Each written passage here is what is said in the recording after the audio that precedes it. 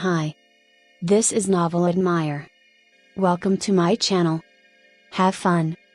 The Demon Lords Building a City. Volume 1 Prologue. The 300th Demon King. I woke up. A candle illuminates the dimly lit stone room. When I look down, there is a magic formation shining with a bluish-white light. Where am I? Where is this place? I straighten up, and look around and survey my surroundings restlessly. I haven't seen a room like this before. For what reason am I in a place like this? No, in the first place. Who the heck am I?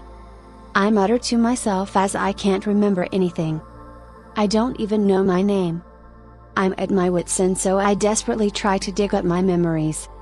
However, I can't remember anything at all. I'm uneasy. I'm anxious, I can't stand it. At such a time, I hear a high-pitched rhythmic sound far away. When I focus my attention towards the sound, there was a woman there. She was an exceptional beauty. Brown skin, white hair, and wolf's ears and tail. There's not only beauty but also dreadfulness. I see a soul that's extremely frozen, an overwhelming presence. Finally, you were born. I got tired of waiting. They were short words. However, there was joy in those words. There was resignation. There was envy. Every possible emotion was squeezed out in those words. I opened my mouth while being fascinated with her. Tell me, who are you? Where is this place? Who the hell am I? Upon hearing my question, the beautiful wolf woman weakly smiles. And then, she begins to talk. I am the Beastman King, Marcosius. Because you are special, you may call me March. March. March, do you know who I am? Of course, I know. You are a newly born Demon King. You're a Demon King just like me. March's shadow expands and from there, a blue wolf appeared. It jumps out from her shadow and leaps this way. Rank D Demon, Garm. It's a cruel demon who kills ordinary humans in the blink of an eye with its bite. Now, what will you do? I open my eyes wide. The blue wolf opens its mouth widely. Naturally, I decided to run away. I want to escape, however, my foot trembles and doesn't move. The blue wolf is steadily shortening the distance. I roll to avoid the charge of the blue wolf just about. The body of the blue wolf passed before my eyes. Just before it passed, I hear a shrill sound. It's the sound of teeth striking against teeth. If I didn't avoid it, those sharp teeth would pierce my flesh. The blue wolf turns around, prepares, and leaps this way again. I fall on my back and can't get up. If this continues as is, I'll surely die. The wolf rushed towards me while drooling. I'm going to die. No, I don't want to die. I can't die. Isn't there something, anything I can do? A word comes to mind. I cling to that word and shot it. Creation, it was said nearly unconsciously. I used my power. Particles of light gathered in my hand, and the handgun Quartz 19 appeared. The bestseller automatic pistol developed by Austrian arms manufacturer. It is highly reliable although it is small, and its ammunition capacity is also numerous. The feeling of what I'm holding in my hand. Although I can't remember anything, I feel nostalgic. The moment when I held the gun, I calmed down. The world became slow. My heart is fired up, but my mind is calm. It is a usual thing. I only need to eliminate the threat in front of my eyes. The blue wolf leaps at me, I stare at it and take aim. And then, I rapid fire 3 times. The bullet pierced in the middle of its forehead, the blue wolf flipped, dropped against the ground and shrieked. Kyan, I was surprised. The blue wolf that received a bullet in the middle of its forehead is still alive. It scowls at me while it was bleeding. I stand up and carefully approach it. I shoot continuously while looking down at the blue wolf. I shoot everything in the head. Quartz 19 has a capacity of 15 rounds. When I finished shooting, the blue wolf doesn't move an inch, it turned into blue particles and disappeared. Hey, when the threat before my eyes passed away, the fear returned suddenly. My teeth clatters. What the heck am I? How can I do such things? The answer crossed my mind. Unique skill: creation was used. Able to materialize anything that exists in your memory. However, with your current magic power, summoning living beings is not possible. The MP consumption is equal to 1/10th of a gram. Unique skill: what the heck? First of all, congratulations in passing. You were able to draw out your power. I welcome the birth of the new Demon King. Demon King? That's right, Demon King. You will create new devils and demons and control them, one who will build and reign over a dungeon of malice, an existence that was chosen to have an overwhelming, unique skill, the 300th born into this world, the newest Demon King. Demon King, that's what I currently am. It doesn't feel real at all. You don't have to show an uneasy face. Until you become independent in 1 year, I'll become your parent. I will teach you what you need to know to become a Demon King. The woman in front of me smiles, the new life of me who has lost my memories has started. Chapter 1, Demon King's Work. But, you still don't believe me, huh? Well, you wouldn't understand when I suddenly say you're a Demon King, right? It can't be helped, huh? I'll give you a demonstration. What kind of thing a Demon King is? She smiled wryly and turned around, Beastman King Marcosius, also known as March, and I followed. Even though her appearance is only a white-haired beauty with wolf ears and tail, there was something that makes you believe that she's a Demon King. She leads me to a narrow room. When I look at the mirror leant against the wall, there was a boy with a well-featured face in the middle of his teens. No way, this is me? Strangely, there is an uncomfortable feeling. And, in the middle of the room, a round crystal was placed on a white pedestal. When I quietly tried to reach out to the crystal, March grabbed my hand. Please don't touch it. That crystal is my life itself. If it's broken, I will lose all my power as a Demon King. You'll die? Well, although I say that, I don't mean it that way. I won't be able to create any more demons, the demons I created will all disappear, the dungeon vanishes and I'll lose my unique skill. Although there is life, as a Demon King, I'm as good as dead. I was a little relieved to hear that. But, I also feel uneasy at the same time. If it's as she says, then, since I'm a Demon King, somewhere, my crystal exists. Since I currently don't know the location of the crystal, and a Demon King's power is lost if it's broken, I cannot stay calm. You felt a sense of danger from that brief comment just now. You're quite perceptive. But, you don't need to worry. The crystal will appear after you make the dungeon. Conversely speaking, to you who doesn't have a dungeon, that thing that doesn't exist. Right, a profound book made of parchment appears on her hands. March slowly opened the book. We are in the deepest part of my dungeon, although I planned for it to be comfortable, I wonder if the appearance gives that impression. After saying so, a hologram appeared on the crystal. It showed a splendid but eerie castle. Even though I said dungeon, the appearance depends on the Demon King. There is the ordinary cave type, but something like my castle is also fine. You can choose a forest too. You should decide what kind of dungeon you want to make now to prepare for when you become independent. I can't understand the things you said just now. What do you mean by becoming independent? Ah, I forgot to say. For newly born Demon Kings, they will study under a senior Demon King for 1 year, and they independently create their dungeon afterwards. In other words, I am your guardian for 1 year. Therefore, I'll kindly teach you like this. Shamelessly saying that when you suddenly said a blue wolf. Well then, let's prepare how to make the dungeon. Repeat after me. Right, yes, let's see. The right, a book appears on my hand. I naturally open it. Then, there was a written page about dungeon making. From the list there, choose what you like and combine them. First is the exterior. It's the scenery that one can see from the outside. Pick something that fits your preference. The interior has distorted space-time. My dungeon is much wider than what others see outside, filled with numerous levels. I smoothly turn the page. It's as she said, there are various appearances provided.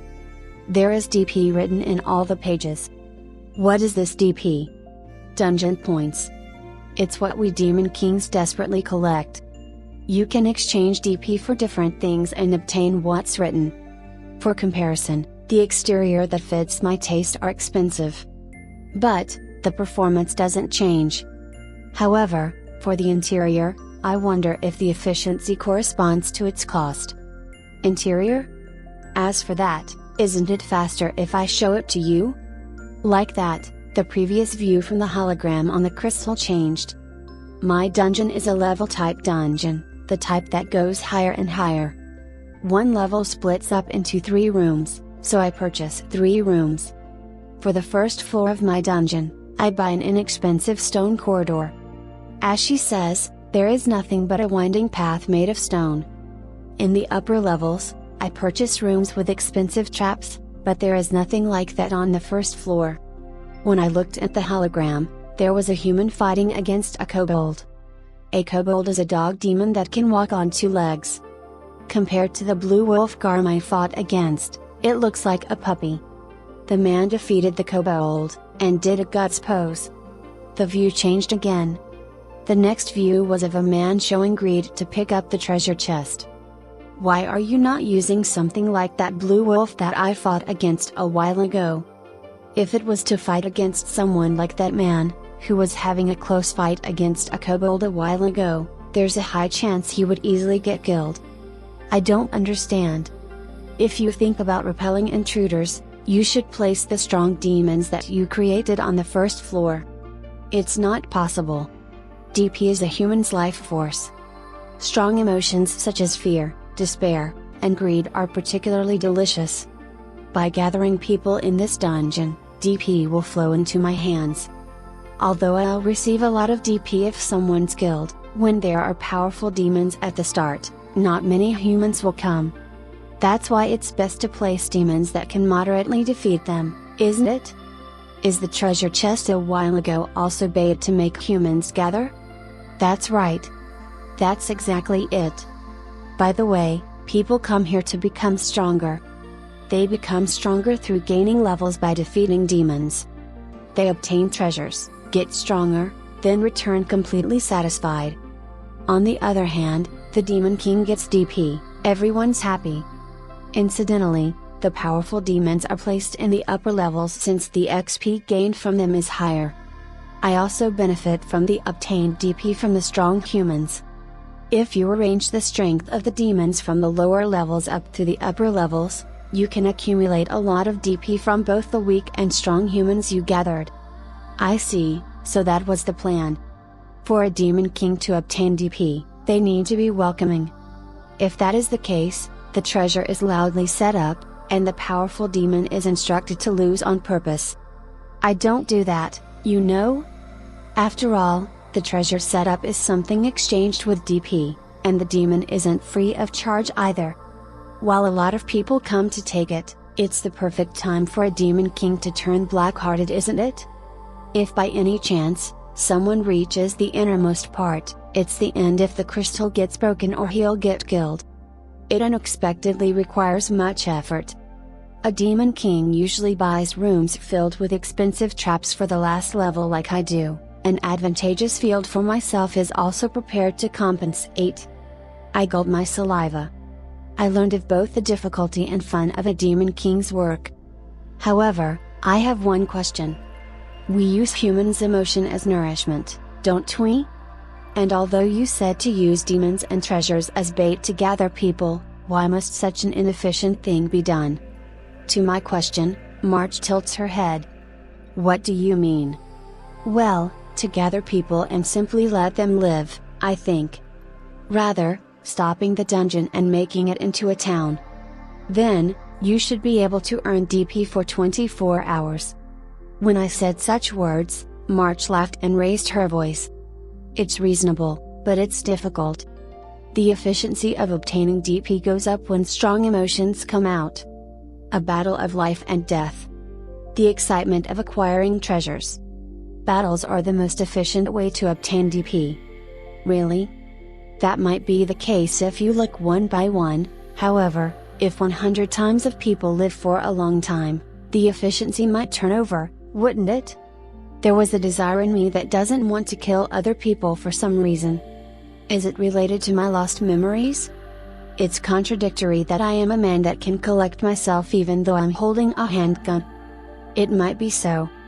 If that's the case, it might be better if you aim to be a demon king like that. Only the demon king's fate, that's the demon king way. You are ready to walk on your path. That's right, huh? I'll do that. However, I want to study properly before that.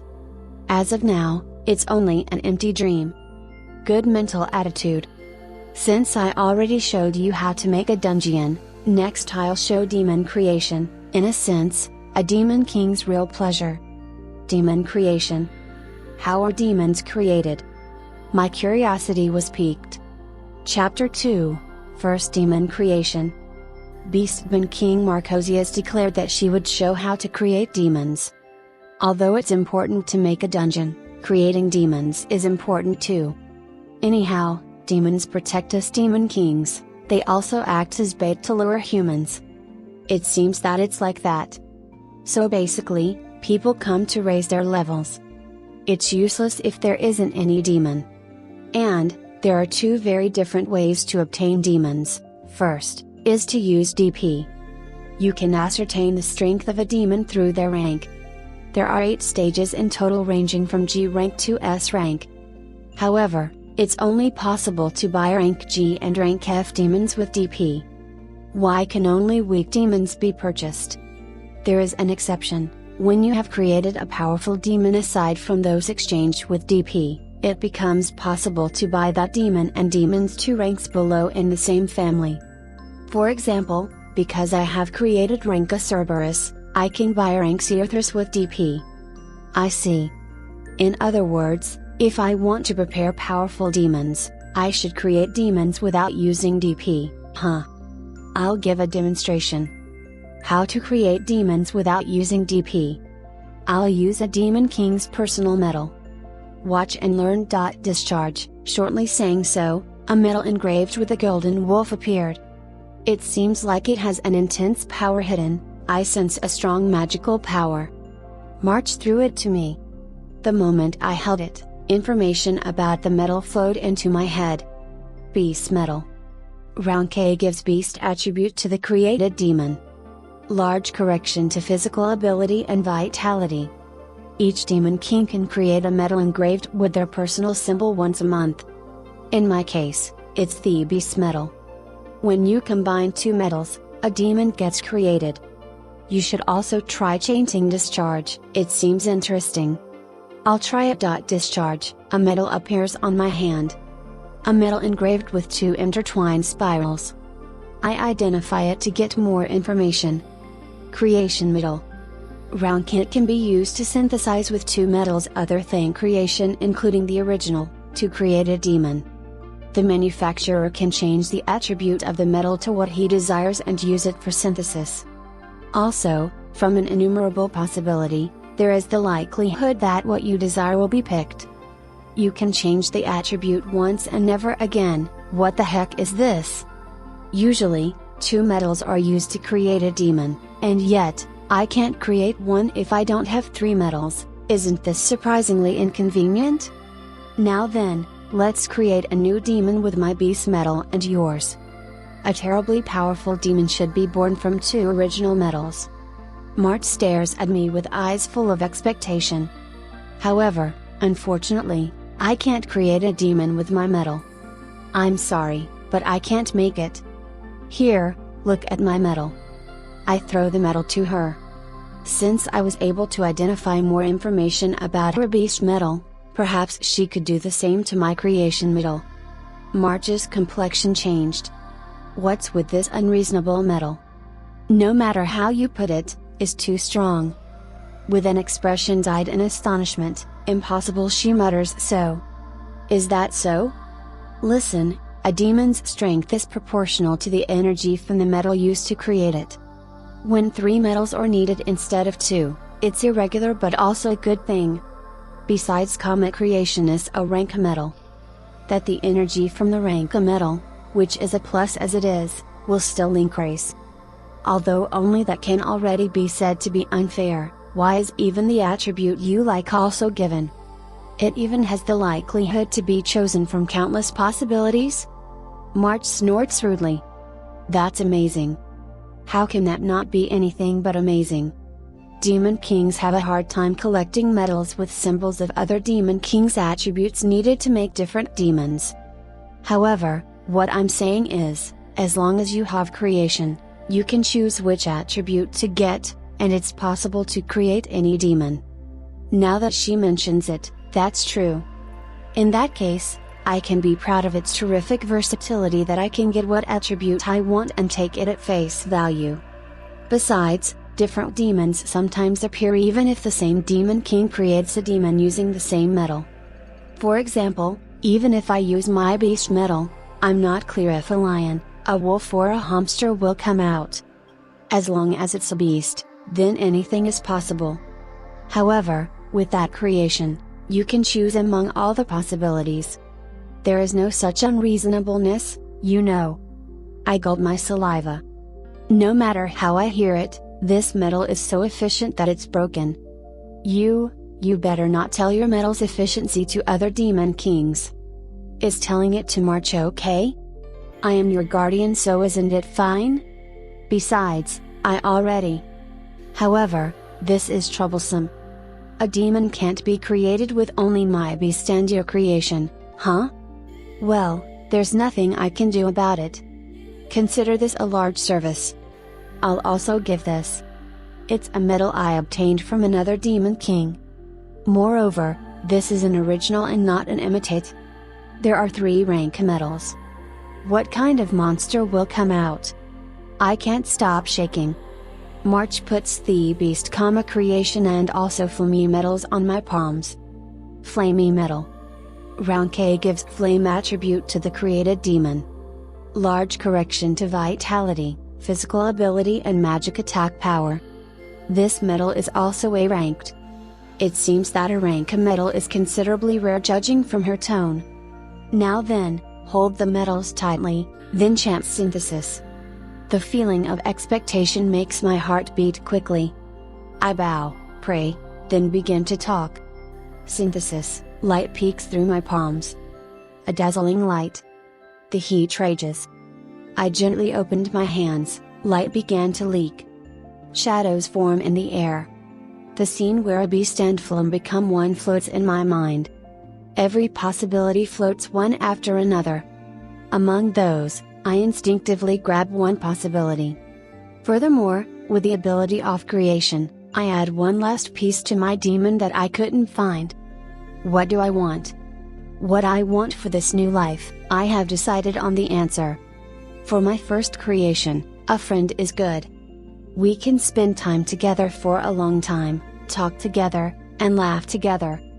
I change a creation into a human. I add the human attribute to beast and flame. And now, a new life is complete. The light stops. She was there. Golden hair similar to molten gold tied up with a golden pin, fox ears with black tips. And, fluffy and soft foxtail. Above all, she was beautiful. A girl in the first half of her teens. Her body is full of dangerous charm. No way, don't go. There is practically no such demon in the territory of a demon king S rank. This is the first time I have seen one. March's pupils are showing mixed fear and excitement. I also can't stop shaking from the girl's hidden power. The girl opens her eyes, she has red pupils. Her eyes looked at me straight. I lost my voice to her excessive beauty. The girl's lips, which have a healthy color, open. Achisan. And then, she jumped at me. At that appearance, There is not a bit of that mysterious atmosphere in just a little while ago. Chapter 3, Danko. Achisan, Achisan. A beautiful fox-eared girl around 12 years old was calling me Achisan while embracing and rubbing her cheeks on my chest. She's warm and soft, and adorable. It became like this somehow. Nice to meet you. I'm the one who created you. My name is, let's see, what was it again? Come to think of it, I haven't remembered my name yet. I separate from the beautiful fox-eared girl. She looks at me with curiosity. I forgot to tell you. Demon King of Creation Purcell. That is your name. March kindly tells that to me. Purcell. It feels comfortable when I mutter it. Demon King of Creation Purcell, that's my name. Since March knows about my name that I don't even know, does that mean that you also know about my past? No, I don't know anything about it. I only came here because I was requested to look after the newly born Demon King of Creation Purcell. Other than that, I don't know anything about you. I was born a little while ago. Doesn't that mean that I didn't exist in the past until I met March? Judging from March's story, I'm a baby that's less than 1 day old. That's right. You are a newborn baby. Well, for a demon king who was born with some education and knowledge, it's easy to misunderstand. However, you didn't exist in the past. That's a lie. Even if I can't remember, I'm sure of that. Because, when I was fighting the Blue Wolf, I summoned the automatic pistol called Quartz 19 with creation. Still, my creation is creation, able to materialize anything that exists in your memory. However, with your current magic power, summoning living beings is not possible. MP consumption is equal to 1/10th of a gram. In other words, I have knowledge of Quartz 19. It is impossible that my past doesn't exist. However, even if I ask her, it might be pointless. Muo, Achisan. Isn't it mean for you to talk to other people even though I'm talking? The beautiful fox-eared girl puffs her cheeks. When I nearly unconsciously pat her head, she seemed comfortable and closed her eyes. What a cute creature. Sorry, I'll introduce myself again. I am Demon King of Creation Purcell. You can call me Purcell. I understand. Purcell-sama. But, Achisan is okay too, right? Is calling you that no good? The beautiful fox-eared girl looks at me with upturned eyes. Achisan, I repeat the sweet word in my mind many times. Of course, it's okay. It's because I'm your 1000, right? Yes Tilda. The girl clings around my neck, she clings with even more strength and wags her fluffy fox tail. Achisan, I like you very much. I'll introduce myself next. My race is Danko. I'm really strong. My name is as yet I have no name. Are you not Sume Soseki? Such a Tsukumi came out. Huh? Who is not Sume Soseki? Is it related to my missing memories? In the first place, what the heck am I before I became a demon king? Achisan, please give me a name. I want you to give me a name, Achisan. The beautiful fox-eared girl lets go of her embrace and looks at me with upturned eyes. Of course, it must be good. I must think of a cute name. Alright, I thought of an excellent name. Your name is. The moment I tried to tell the name, March closes my mouth. Stop. A demon king shouldn't bestow a name to his subordinates carelessly, especially for the first 3. As expected of a Tenko. To think about that, how cunning. March informs me since I'm a little flustered. The beautiful fox-eared girl separates from me a little and avoids my gaze. Listen, when a demon acquires a name, it's the only one in their entire race that becomes a unique monster. In the case of the Demon King, their souls will become connected. Your power gets distributed, and conversely, the demon's power is received. The strength of the connection referred to as Demon's Oath is remarkably different for the first 3 in particular. It's not possible to redo it. If there is no resolution to be together for their whole life, you must not do it. My head that was blindly caught up due to the cuteness of the beautiful fox-eared girl suddenly calmed down. Tinko, a high-ranked demon with flame attribute and beast attribute. They have overwhelming strength, excellent unique ability, and are also intelligent. However, without closely looking at the personality and affinity but only at the ability, you should not bestow a name. You had lost your right to make a demon's oath, which cannot be done easily except for the first 3 only.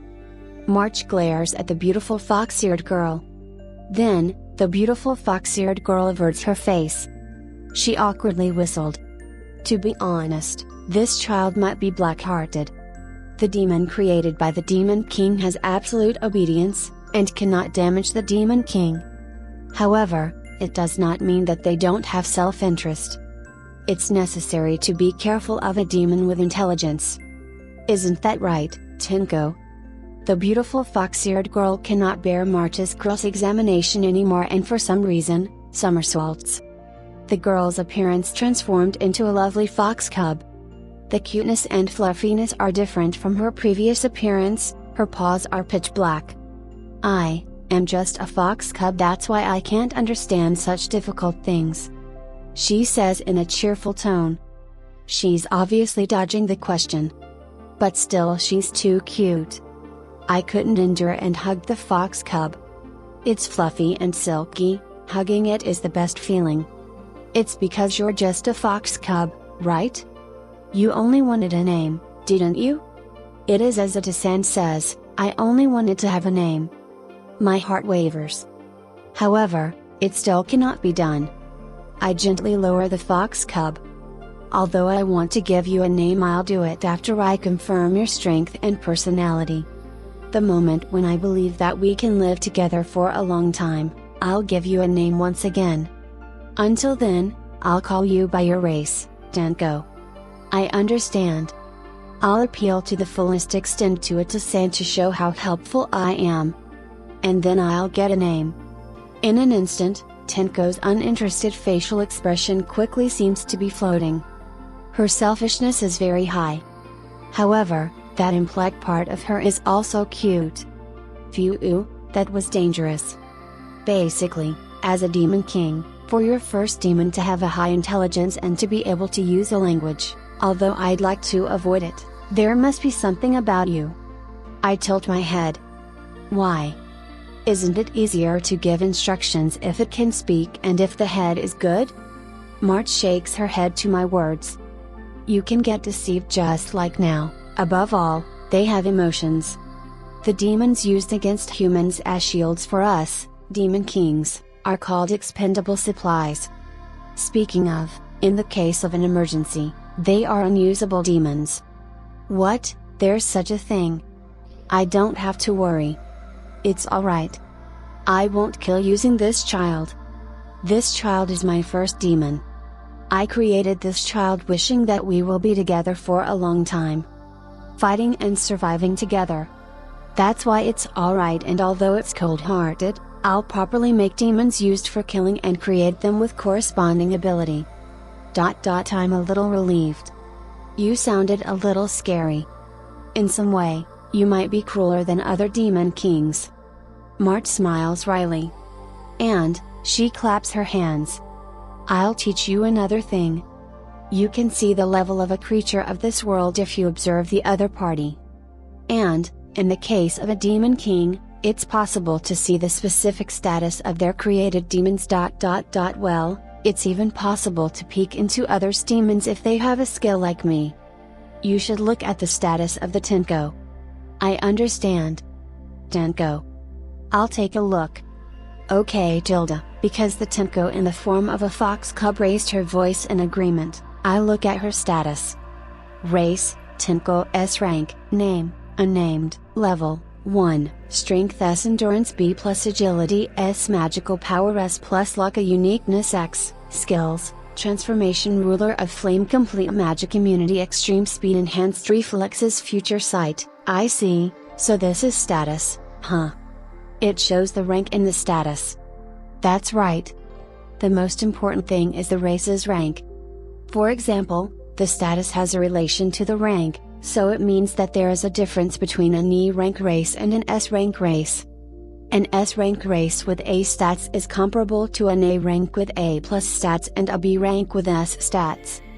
When you raise the level, the ability rises according to the rank and status. A straightforward explanation.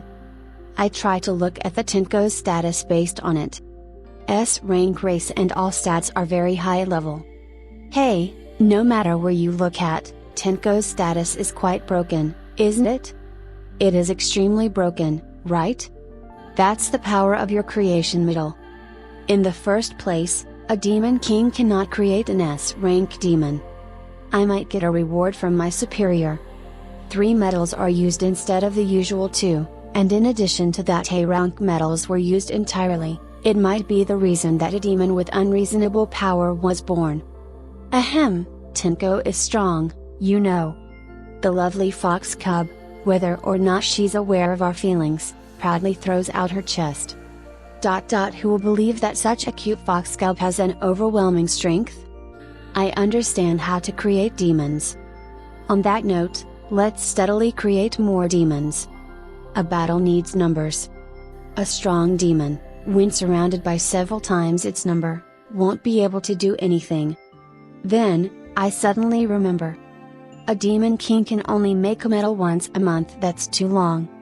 The remaining time span is too long. Well, that's the case when using original medals, there is the limit of once a month.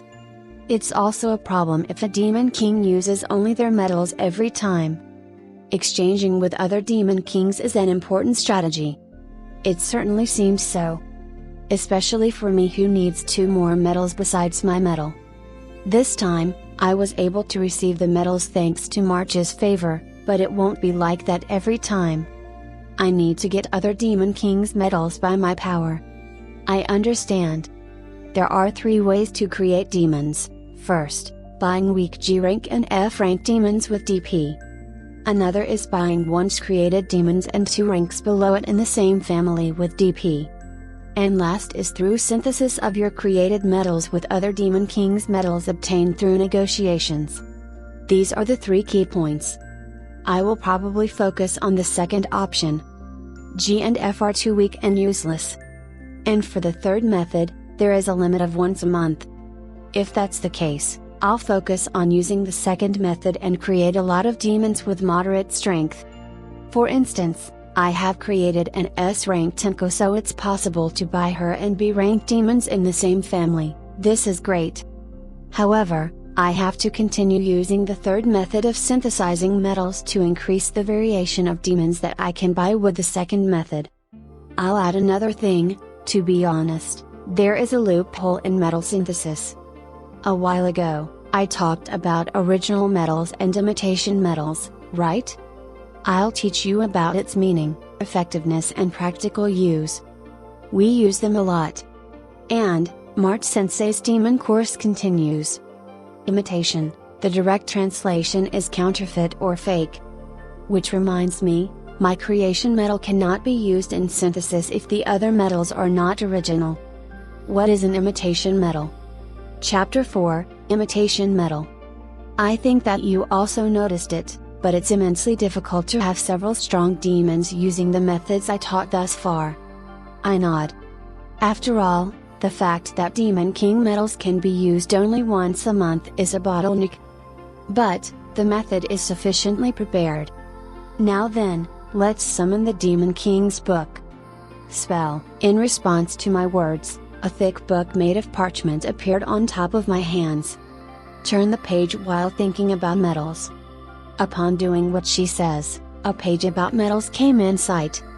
Surely, the 3 metals, beast, flame, and creation, are written there. I checked the page. But, March, it's different. What's written on the page? Airy beast, flame and human. No way. March looks at my page. I see, so that's the reason. Originally, we Demon Kings can obtain only the metals we used for synthesis by exchanging them with DP.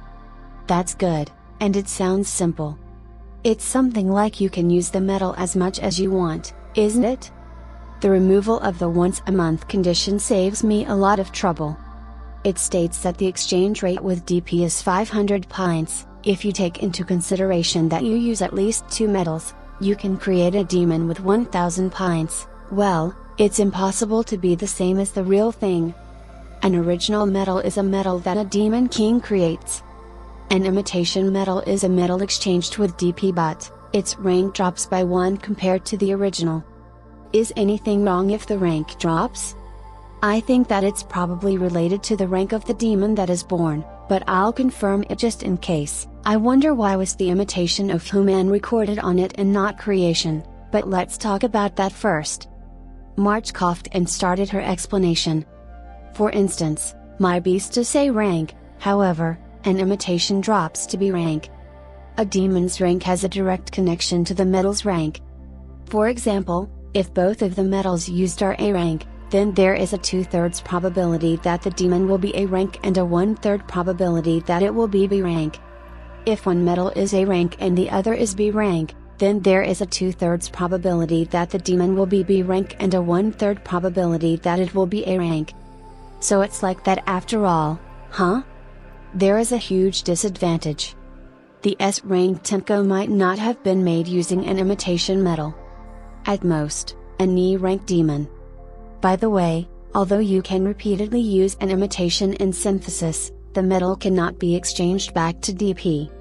For this reason, we demon kings desperately want other demon kings' metal. Conversely, why we don't want to give our original metals to another person. Anyhow, the rank falls, but you can use the metal as much as you want. I don't exchange them. I don't make original metals used as materials unless in extreme circumstances either. I hand over imitations. Even though we get an imitation, we are still thankful. Because it's possible to use those that aren't in stock in synthesis. Exactly. It might be that the most used attribute in synthesis of us demon kings are our own. If you let the other party use it freely, the kinds of demons on your hand might get exposed. I hope that you keep that in mind. A demon king is always aiming at other demon kings' metals, thus, I hope your understanding increased once again about your quite broken metal. Now then, I wonder why Wash Human instead of creation added to the imitations entry. A complete change from her previous tone with a feeling of tension, March mutters in an amazed tone. When using your creation metal, you can create an imitation of not creation itself, but instead that of the result of what you desire to use during the synthesis process. Other demon kings have a hard time obtaining original metals through stealing or by making transactions. While they are honestly increasing their repertory, you can steadily increase your repertory on your own every time you synthesize. By the way, I certainly changed creation into human when I made Tenko. I agree with you. Creation has a limitation that its attribute can change only once and never again. It seems like it corresponds to that. It's troublesome that the human attribute I used, cannot be used anymore. My creation metal is like so. Creation metal. Round kit can be used to synthesize with 2 metals other than creation including the original, to create a demon. The manufacturer can change the attribute of the metal to what he desires and use it for synthesis. Also, from an innumerable possibility, there is the likelihood that what you desire will be picked. You can change the attribute once and never again. Bear in mind that it's very enviable and can urge others to kill. Have you thought about how much troubles we demon kings go through to obtain other demon kings' metals? March's eyes aren't laughing. Foo, Tenko's design is amazing. Tenko is proud for some reason. But I noticed a flaw at the same time. It isn't only a good thing.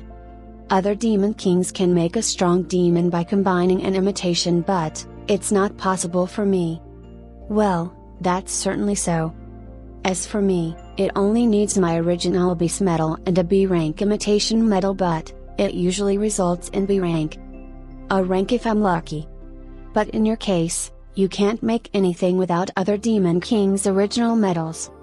Creation's demerit. It's quite large that it's no good for at least one to not be an original metal. A power that relies on other demon kings' original metals. For this reason, its efficiency might not be too broken. I must think about various methods on how to obtain original metals. A stable joint ownership is required. While other demon kings continue to increase the number of their A-rank demons, it's too wasteful to not use creation metal and to let it decay. Exchanging creation is the easy way, but, for the sake of concealing its secret, I can't do that. March, thank you for teaching me. I can make use of imitation metals. Even if creation is not used, it's possible to create a B-rank demon with 2 B-rank imitation metals. Understanding that is already an achievement. I can make demons with moderate strength as long as I have DP. Also, now that I look at the book, because I made Tenko, it's possible to buy demons 2 ranks below its same family up to Yuko. It should be reliable because it is B rank. The family of Tenko ranges from S rank Tenko, A rank Kyubi to B rank Yuko. I understand that I'm able to create a demon with moderate strength if I put my mind into it, but it seems troublesome to raise the demons from level 1 every time. Unnoticed, as she got tired of my conversation with March, Tenko in her fox cub form was curled up and sleeping. She is level 1, so that means that all demons born from now on should also be level 1. Even though it's a high rank demon, it's useless if it's level 1. Huh? You said a strange thing. When synthesizing a demon, you should be able to choose, if you will create it with a level that corresponds to its race, or if you will choose a fixed level. If you choose the former, level 1 is the maximum level, but in exchange, the demon status is better. If there is no attachment, or if there is no intention to make them an executive candidate, you should choose a fixed level. Seriously? I didn't notice. I'll try to be conscious of that from now on. At the time I was creating Tenko, I wished for an existence that will be with me for a long time, therefore, probably, I unconsciously chose a demon that can grow. For the moment, I think I'll create demons with a fixed level. First of all, I want to prepare the 3 demons that will perform the Demon's Oath. I plan to make those 3 be the strongest companions I can believe in until the last moment. High-leveled, but it is impossible in synthesis to change the level and still have high ability. Other than that, I'm more interested in something. I understand that I can do it with DP, but how do you obtain DP in the first place? That's the biggest problem. At any rate, I know that I own nothing but 50 pines from the Open Demon King's book. An imitation metal costs 500 pines. It's an insignificant amount when I think about it. You automatically get it from people who enter your dungeon, but it's impossible since you still don't have a dungeon. When a demon or human gets killed, another method you can earn DP is by directly eating their soul. A demon king can do that, In fact, you ate my garm to obtain DP. I see, because of that there is only 50 DP, huh? I didn't seriously consider the latter. Although she said that she would teach me how to be a demon king for 1 year, conversely speaking, it's a preparatory phase to some extent. I must hasten my preparations to become independent. The 3 demons that will become my bodyguards should at least take the Demon's Oath, and I want them to have high levels. And then, your allowance. The senior demon king has an obligation to give an allowance to the junior demon king. 3 original medals and 2000 DP. On the contrary, the rule states that I must not give more than this. I already gave Beast and Flame. I thought why I'll give you 1 more metal, Earth. Next is DP. March touches my Demon King's book. Then, the balance increased and became 2050 DP. Unless you kill a human being or a demon, you can only use 2050 DP and also 1 metal for 1 year, so you should seriously think about how you're gonna use them, For the time being, I'll prepare a hunting ground in this dungeon. When your level rises to some extent, the hunting ground outside of my dungeon is very efficient and also dangerous. I nod. And, while I was desperately nodding, I thought about how I'll use the 2000 DP.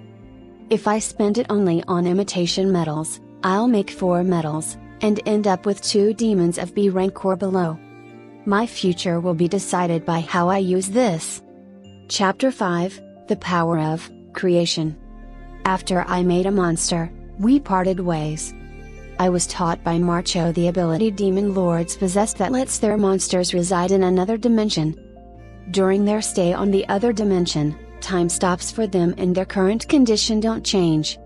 I also heard that whenever I wanted to, they can always be summoned. However, only 10 monsters could reside in the other dimension. It seemed like the demon lord had to prepare a residence in his own dungeon for every monster exceeding this limit. But it seems like this storage, rather than to make the management of monsters easier to do, it was more for being able to summon, at any time, the monsters that the demon lord was keeping as his fighting force. It certainly looked like it. It's reassuring to know that you could summon your strongest trump card anytime. Couple that with a chance for surprise attacks and its value will probably go higher. For example, one could do something like march into the center of a town, then summon vile monsters and let them run loose. So for those reasons, Danko, won't you go into my storage? You don't want to. I wanna be together with Oto-san. She vigorously shook her head. At the moment, she wasn't in her fox cub form but rather in her 12-year-old, fox-eared girl form. But we only have one bed. Marcho brought us to a residential area in the 32nd floor of her dungeon and introduced us to a succubus, the boss of that level. It looked like the monsters that populated this area were mostly humanoid monsters. They were all so busy. This being the 32nd floor would mean that there were 31 other floors beside it and those floors should have monsters stationed in them. What the heck, could Marcho possibly be followed by hundreds of monsters? And since the place we've been brought to was a residential area, a great number of houses were lined up. We were given one of those houses to be used as we wished. The house was filled with a complete set of common furniture and had everything one would need taken care of. However, the house was probably built for someone living alone and thus only had one bed. Then, I'll sleep together with Oto-san. Tenko wants to sleep with Oto-san. Her eyes lit up as she said those words as if the plan she thought of was a brilliant one. Although we're Demon Lord and his monster, we're also a boy and a girl. Even so, Oto-san is Oto-san. You won't do weird things to me, right? She inclined her head and looked in my face. To the question of this pure and innocent little girl, there was but one reply. Of course I won't.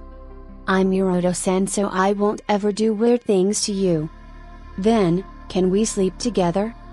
Of course. Yay! Tenko smiled and embraced me. There was one thing I noticed. This child, whenever she's happy, she says yay. I found her peculiar intonation which rises at the end of it to be pleasant.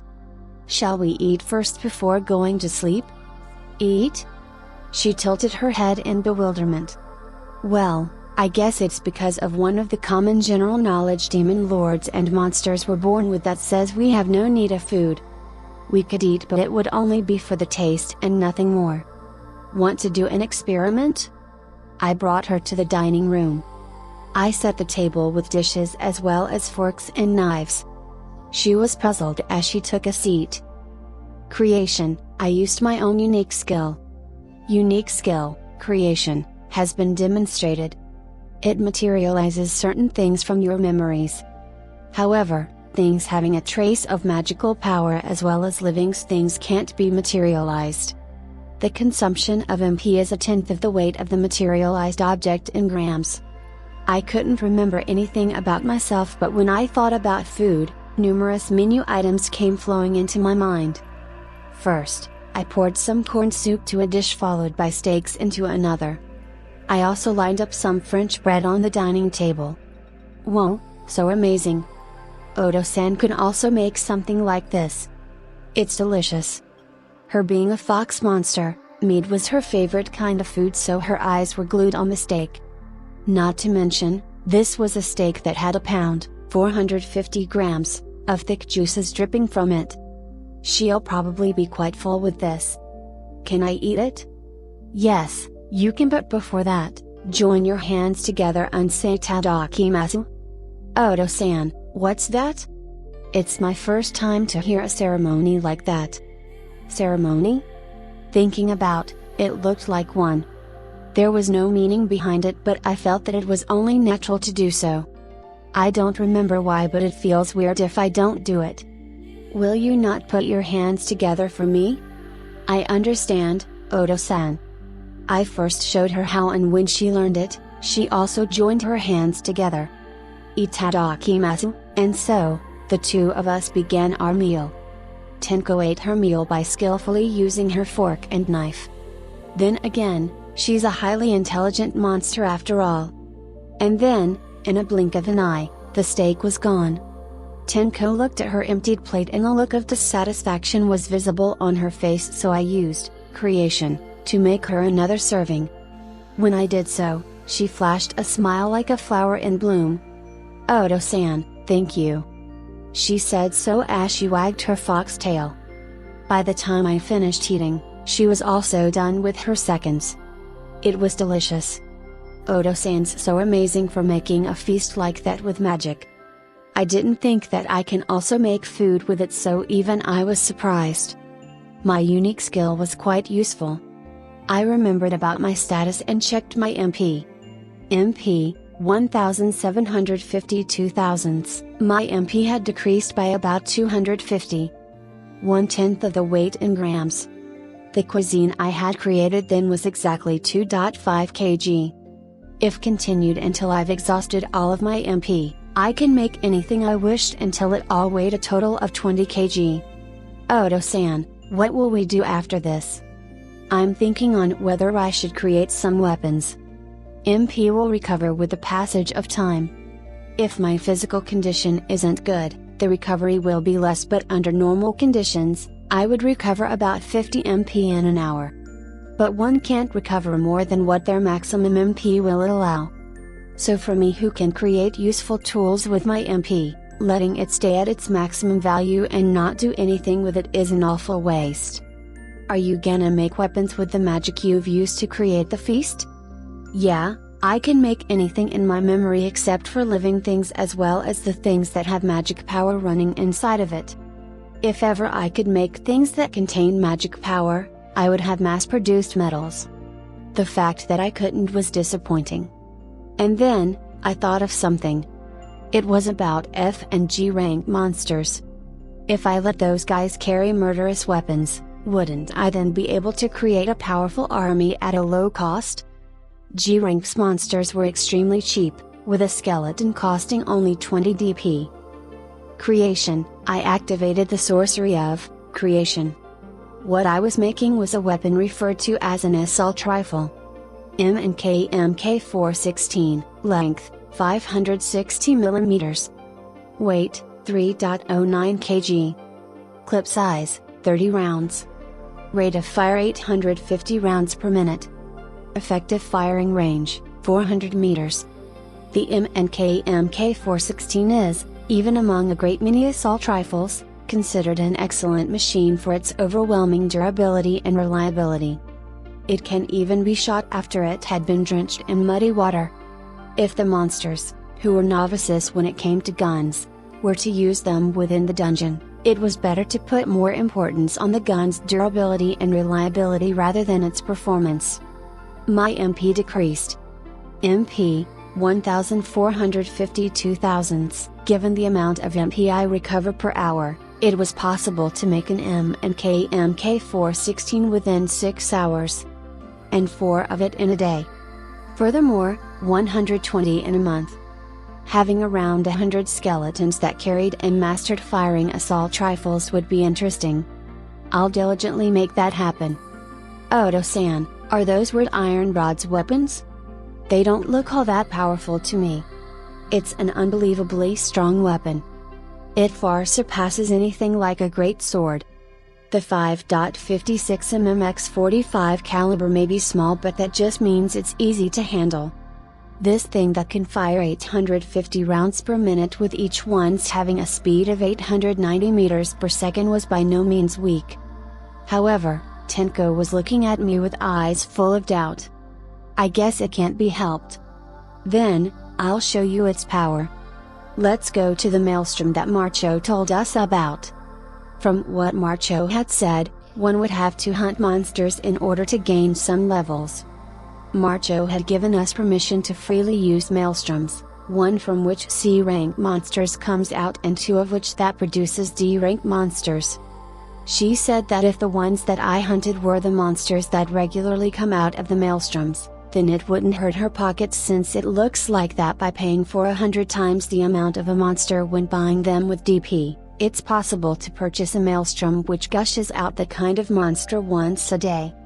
Beyond that, she also said that she would tell me of better hunting grounds outside of her dungeon after we've gained some levels.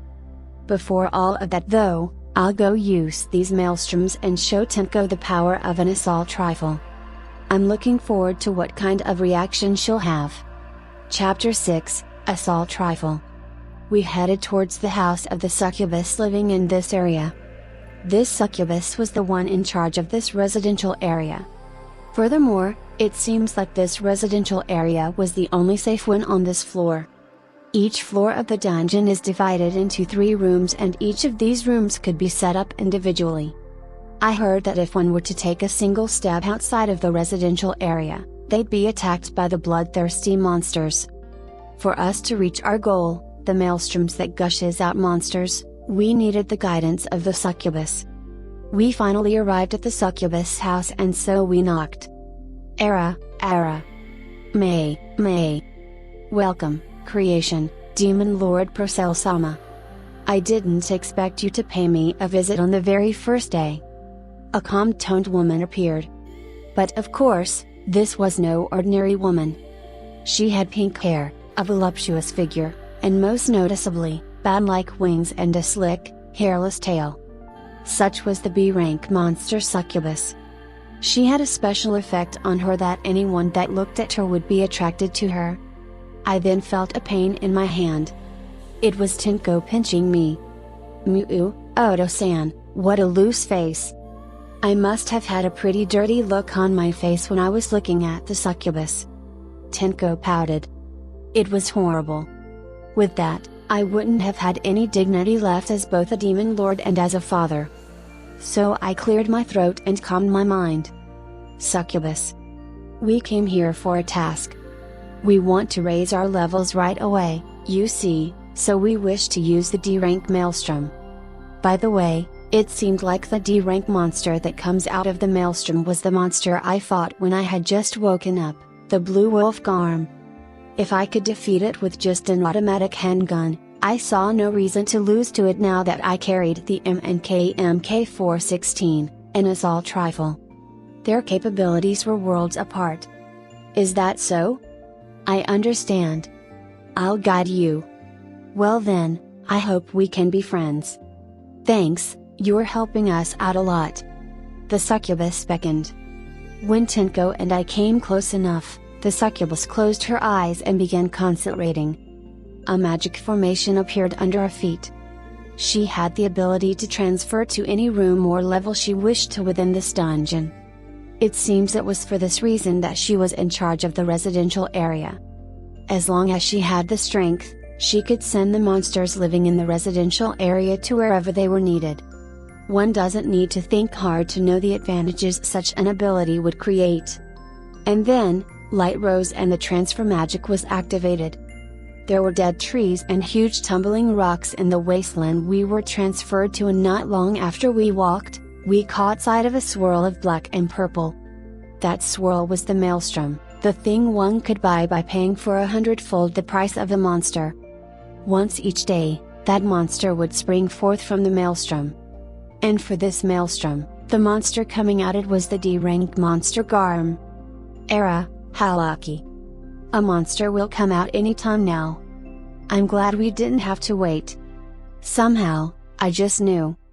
Although I wasn't told of anything, I had sensed the power rising from this swirl. When monsters of the D rank were created with fixed levels, it would typically be created at around level 30 to 40. Generally, it looked like those monsters would be on par with demon lords and S rank monsters at level 1. I had heard that under the assumption that my basic abilities were on par with the Garm, it was then expected that I would certainly win over it by having a unique skill under my belt. And so, the Garm was set on me in my first fight. I distanced myself about 200 meters away from the swirl. Era. Is it fine to be that far away? Weren't you here to hunt the Garm and level up? The succubus asked the question in her calm as ever voice. It's alright. I'll reach it just fine. The maximum effective range of the M&K MK416 was 400 meters. It's easy to misunderstand, but this assault rifle wasn't a gun for rapid fire shooting. Surely, with a rate of fire of 800 rounds per minute, it was capable of it, but this was a rifle that can aim and shoot steadily. It was very much capable of extremely accurate long-range sniping. Considering how automatic pistols have, at most, a 10-meter range, you'll know full well just how much a powerful weapon this is. Are you sure? At that range, even magic won't reach.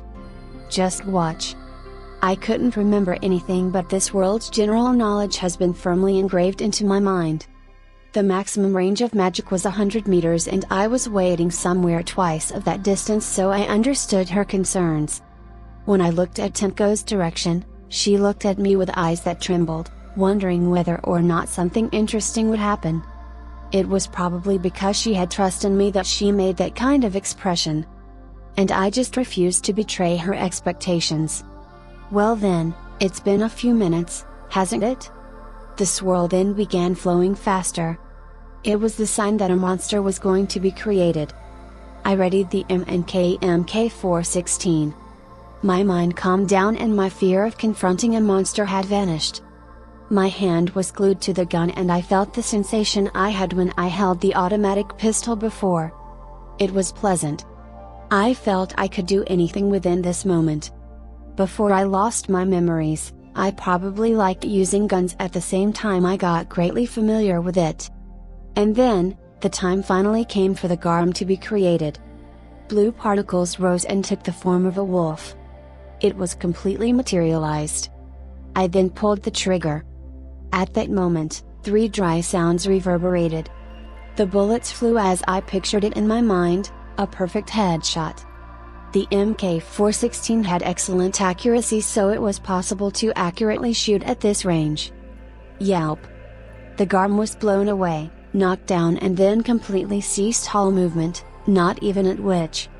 By almost the same time it raised a shriek from receiving the first bullet, I fired the third shot. The last 2 shots claimed its life. The M&K MK416 boasted a rate of fire of 850 rounds per minute.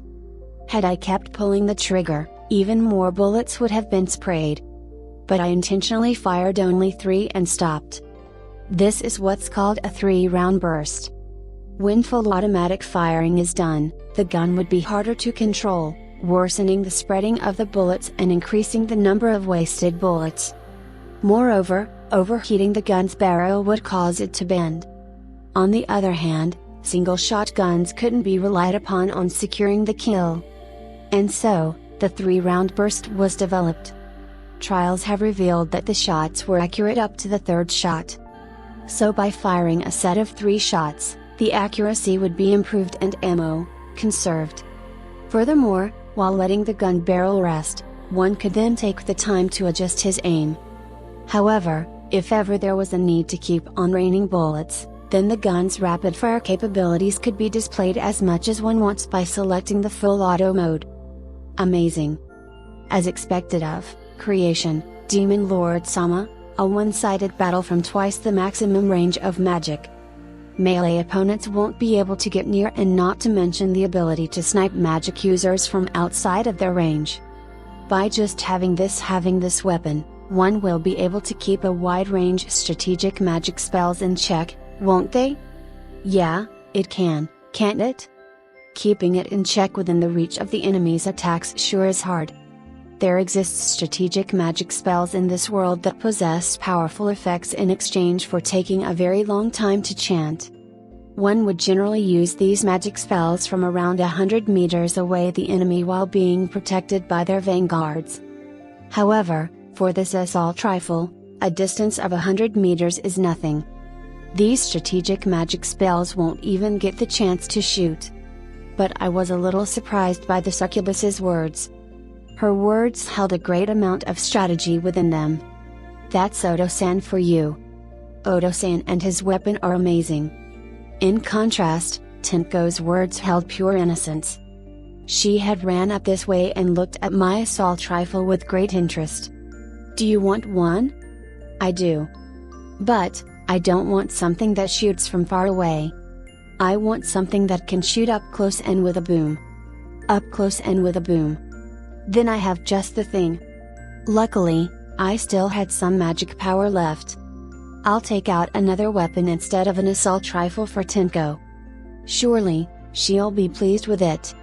Understood. Then, I'll prepare a gun for close range and with great firepower. Just watch as I make it. And so, I used creation to summon a weapon that can shoot up close and with a big boom as Tenko wished for.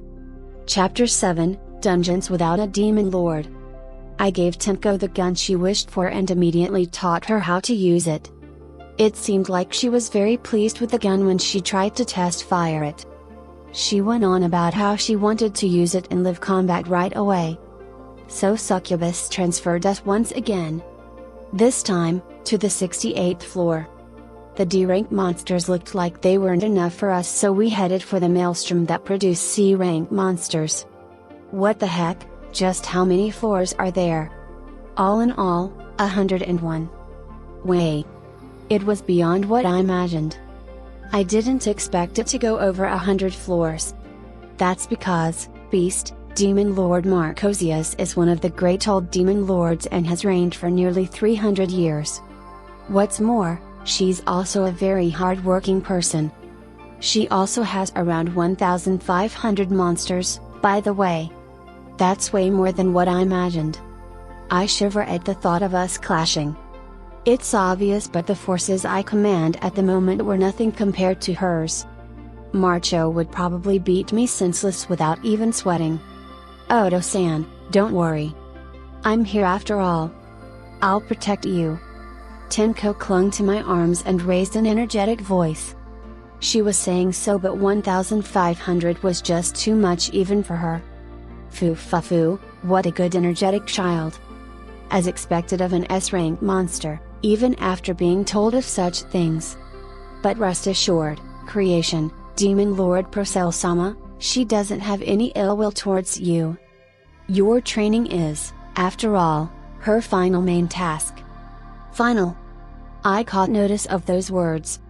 Oh, you haven't heard of it? The succubus looked at me with shock all over her face. Nope, I haven't heard anything. Is that so? Then, I don't know if I should be the one to tell you. Apologies, but it's a secret. The succubus quickly bowed her head. I showed her that I understood, but Tenko looked like she was unsatisfied with it. Tell us, Tenko pestered. The succubus was smiling bitterly, but then, it looked like she finally gave in a little. Just a little, okay? When she said those words, the voice of a girl that shouldn't have been there was heard. There's no need for that. The space in front of me distorted, and then, Marcho was there. Really now, it was a good thing I checked up on your group. Succubus, I can't say I approve of talking as you wish about important and private matters. I have no excuse, Marcosius-sama. Well, it's fine. It's not like I forbade you talk about it. I'll let it go in consideration of your general performance. The succubus quietly lowered her head and Marcho smiled wryly. Can you also use transfer magic? No, I can't use high-ranking magic like succubus. I'm kind of a muscle-brain demon lord after all. It's more of like using my authority as a demon lord. I can jump to any place I want as long as it's within my dungeon. That was a convenient ability. I'll take note of it for when I make my dungeon in the future. But peeping is a distasteful hobby, you know. I was worried, so I checked. It was through succubus, by the way. You better remember this, but demon lords are able to share senses with up to 100 monsters. I have done so with almost all the leaders of each floor. Then, I have to be restraining myself from bad-mouthing Marcho in front of Succubus. Not just in front of her. You can never be sure where my eyes and ears are, so be careful. Being in a dungeon is like being inside the Demon Lord himself. Yeah, it's most probably like that. Sharing of senses. It seemed like I better to try it out once with Tenko. Could we share all of our 5 senses? If we could, then. Odo-san, are you thinking of something weird?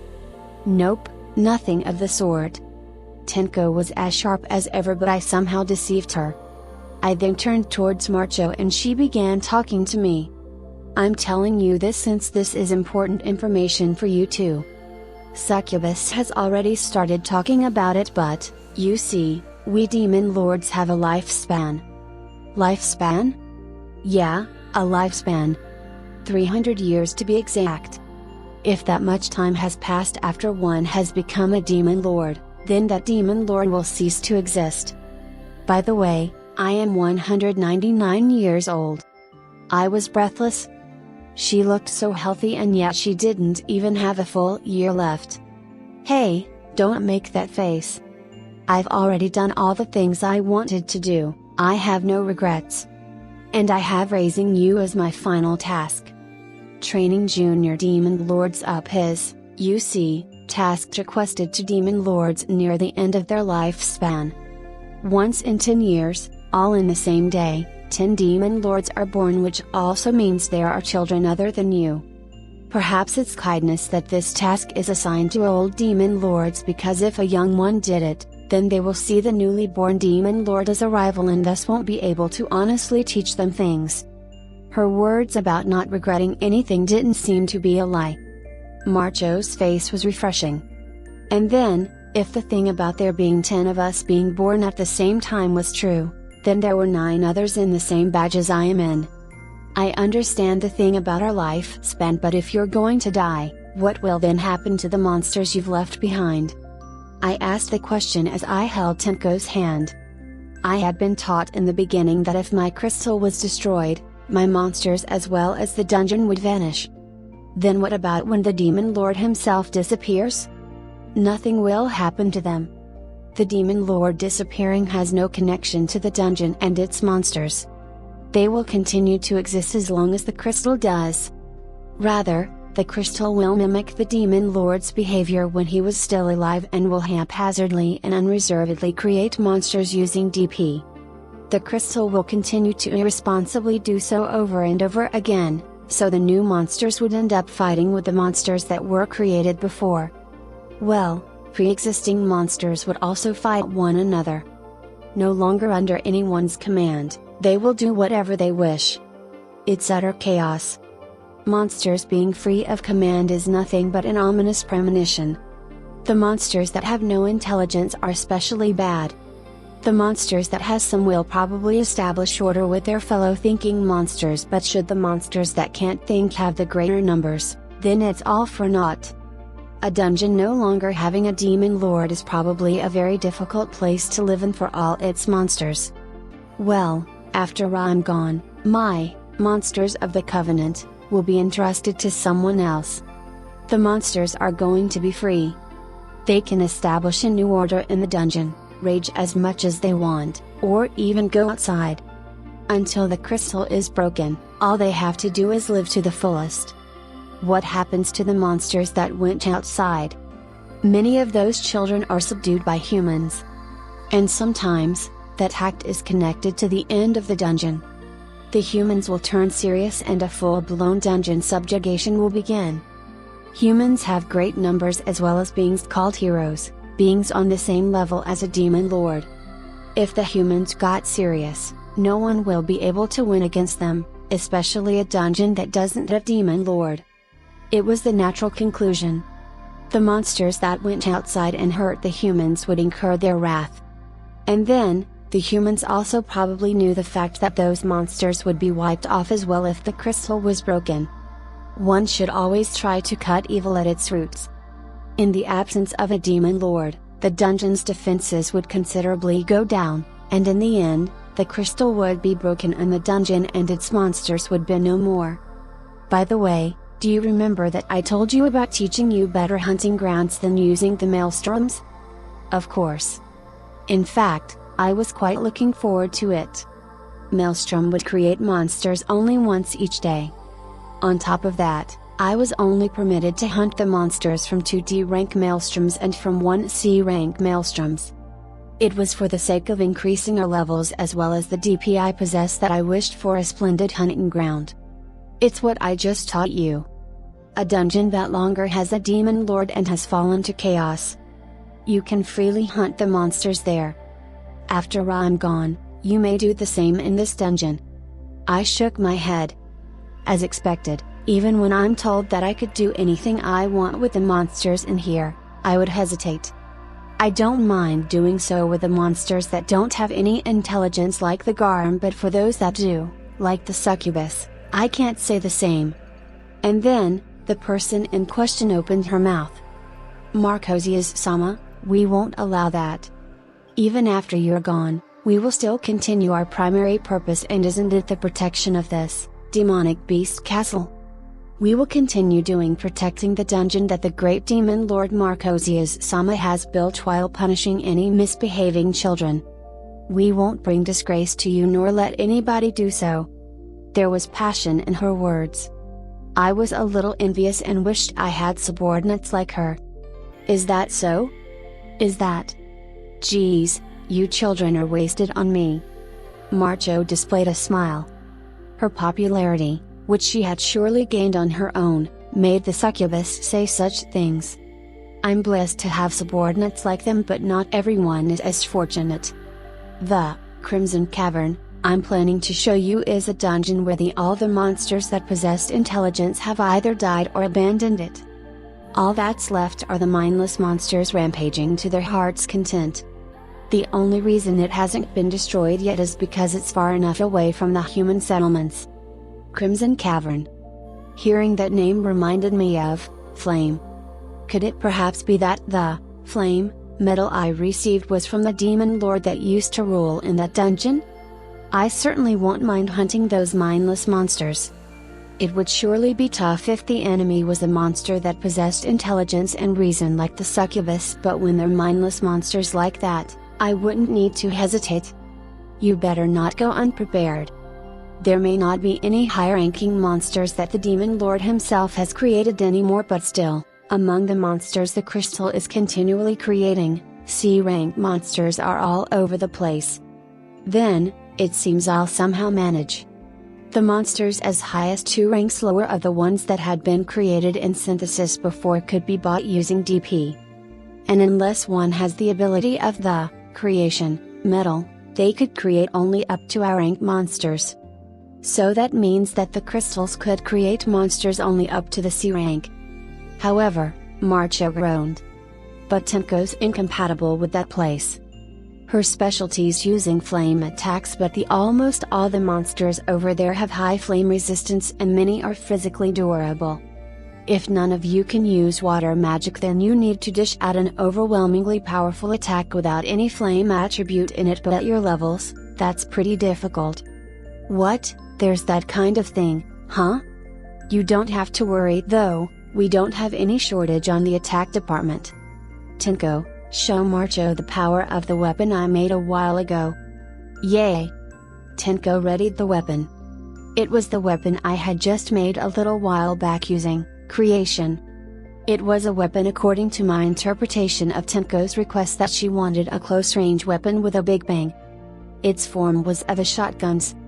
The Remington M870P, length, 1060 mm, weight, 3.6 gauge, caliber, 12 gauge, magazine size, 5+1 rounds, the strongest gun for close-range battles. Note, for the magazine size, the +1 means that the 6th one is in the gun's barrel. Chapter 8, Shotgun. What I made for Tenko was the Remington M870P, length, 1060 mm, weight, 3.6 gauge, caliber, 12 gauge, magazine size, 6 rounds, a pump-action masterpiece. The Remington 870 was favored all over the world as the standard shotgun for its great durability and sturdiness. This model features a magazine capacity more than others. In the meanwhile, Tenko placed her finger on the trigger guard and skillfully whirled the gun around. What is that iron stick? By the looks of it, there doesn't seem to be any magic power running through it, but that doesn't outright mean that it's an ordinary weapon, now does it? Look forward to seeing it in action. A little while earlier, Tenko did some test firing and she ended up completely pleased with the Remington M870P. Even the dangerous gun may be nothing but an amusing toy for her. So, the four of us headed for where the maelstrom was. A monster was already created and it was sleeping somewhere near the swirl. Its distance was around 50 meters away from us. It was a demonic dog that had a red mane, the C rank Orthros. If a C rank Orthros is going to be created in a level that's fixed, it'll be at around level 40 to 50. Considering the difference of their rank and stats, I'd say Tenko-chan's at a considerable disadvantage. But I guess her special abilities would make it so that she's just at a slight disadvantage. Conversely, for Tenko to have that much fighting power at level 1 was abnormal. Such was a being called an S rank. Had she been created to be at a fixed level, just how outside the norm could she had probably been? If, by any chance, you can defeat the Orthros without any magic, then you'll also be able to hunt at the Crimson Cavern. As Tenko heard those words, her eyes lit up and she made a clenched fist. Yay! I'll level up quickly and be more useful to Odo-san. She said such a wonderful thing to me. Tenko then immediately took a deep breath.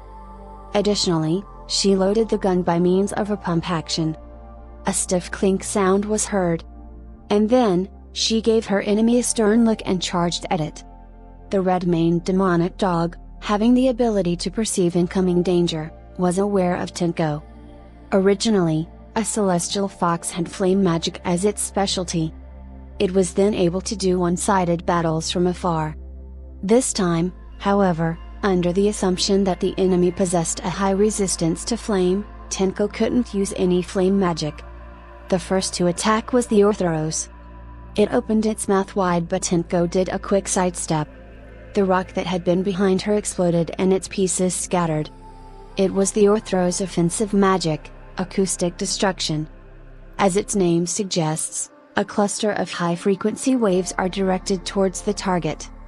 It travels at the speed of sound and it's invisible, so dodging it is awfully hard. But Tenko, she just did. Tenko won't be hit. 5 more steps. Tenko easily avoided the acoustic destruction, fired in quick succession. But then, the Orthros closed its mouth. Did it stop its magic attacks? The moment I thought so, Tenko did another step, and acoustic destruction passed to the place she had just been. The act of the Orthros opening its mouth was probably nothing but a sham. A viscous trap for ensuring the kill by making its target think that it has to open its mouth for an attack to come flying in that direction. But then, Tenko reacted the first time it shot with its mouth closed. The secret to that lied with her skills. With precognition, Tenko was able to sense the world 1 second ahead. And, with the use of another of her skills, ultra rapid reaction, she was able to respond to any threat a second before it could happen. Harming Tenko, who uses these 2 skills, was an extremely difficult thing to accomplish. To do so, one had no choice but to use attacks that she wouldn't be able to respond to even if she saw them beforehand. It was, after all, but a second.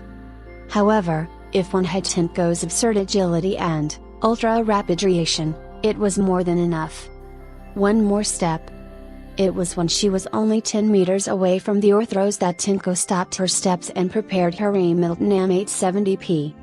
The gun's long barrel looked unbalanced for the small Tenko. "Odo-san, I'm gonna use your weapon now." And so, Tenko pulled the trigger. The distance between them was around 10 meters, but that much was well within the gun's effective range. Shotguns had the image of being only usable at close range, but 50 meters was more than enough for its bullets to reach and kill its targets. In fact, it was unnecessary for Tenko to shorten their distance and could have instead attacked from her initial position. However, she had probably thought that by going closer, a fatal blow would be dealt. Then, the shotgun shell exploded into many tiny pieces, and these tiny pieces poured down as if it was rain. By instinct alone, the Orthros leapt to the side, but avoiding all of the shotgun's shrapnel was impossible. The Orthros received many projectiles and became covered in blood. It then tumbled with a thud. "What the heck is that?" Wearing a surprised expression on her face, Marcho was staring at Tenko, who fired the shotgun. "A weapon I made using my unique skill. I can't sense any magic power at all from it, but that power, it's astounding. Rather than magic power, it's because of the power of science." Tenko shortened her distance from the blown away Orthros. And then, she moved the lower part of the gun's barrel, it clicked and loaded the next bullet. At almost a point-blank range, she pulled the trigger once more. This time, however, the shell didn't explode. The shell flew straight into the head of the Orthros, blowing off everything from the neck up. The Orthros turned into blue particles and then vanished. The round she used this time was a slug shell. In a nutshell, slugs were large caliber, single projectile bullets. It was powerful beyond words. It even rivaled a blow from an anti-materiel rifle, which were developed for use against armored vehicles. Note, not a typo, it's really anti-materiel rifle. Tenko's shotgun had been loaded with alternating charges of shot and slug shells, employing a basic strategy of using shot shells to stop the enemy's movements and the slug shell to finish it off. "Odo-san, I killed it." Tenko proudly waved her hand. When I looked at her status, I saw that her level went up to 3. Considering that she just killed a level 50 Orthros, it was understandable that her level grew in a single leap.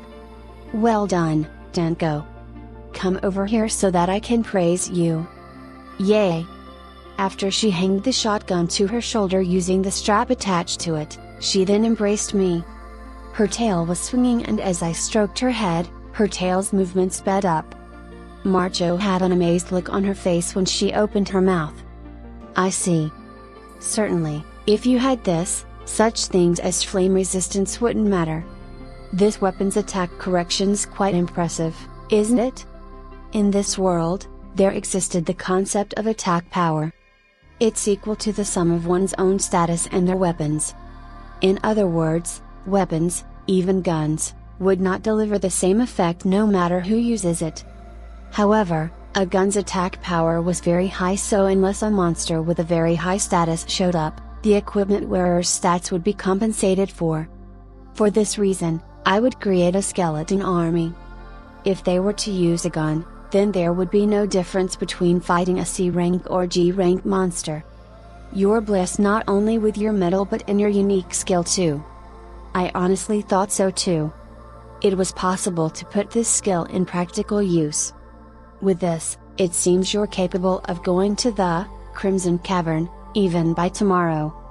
Just to be safe though, go there after you and Tenko have become level 10.